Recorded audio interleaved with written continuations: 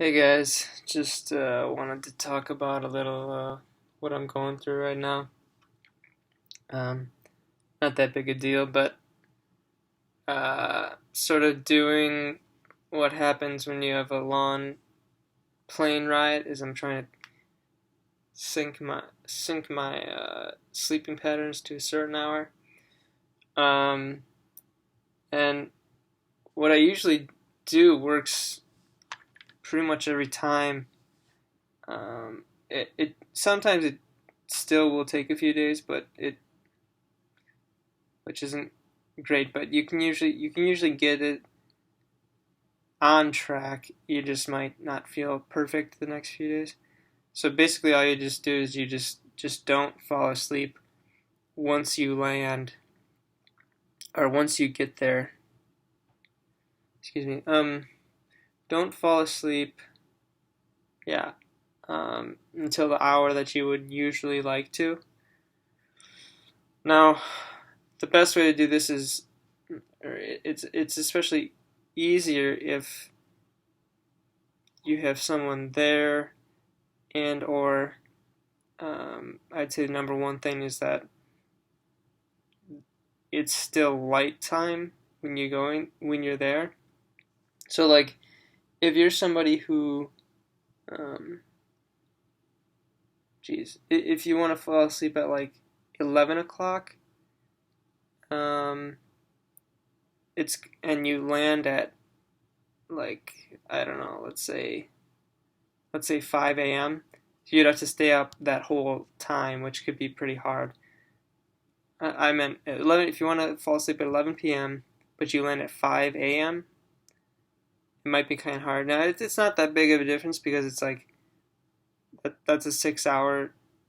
If you fall asleep at 11, you can get up at 5 a.m., but most people aren't going to do that. So just that first stretch might be a little difficult to stay up that long, especially if you're awake on the flight. That will be a then it'll be obviously difficult. Um, but even if you slept on the flight, it could be difficult. All I'm saying is that once you get there, and you can try to think of when you would be asleep on the plane and try to sleep during those hours. Once you get there, just stay up to that point. Um, because if you get up at, if you get up, sorry, if you if you try to sleep after you've like deplaned and gotten your luggage or got in the car or whatever, those hours that you were awake are gonna mess up your sleeping pattern a little bit. So it's in my opinion, it's best to just stay up from whenever you get off the plane. Unless you're a child that someone's going to carry you off and you don't have to even wake up. Uh, so yeah, that's my um, advice for the best thing to do.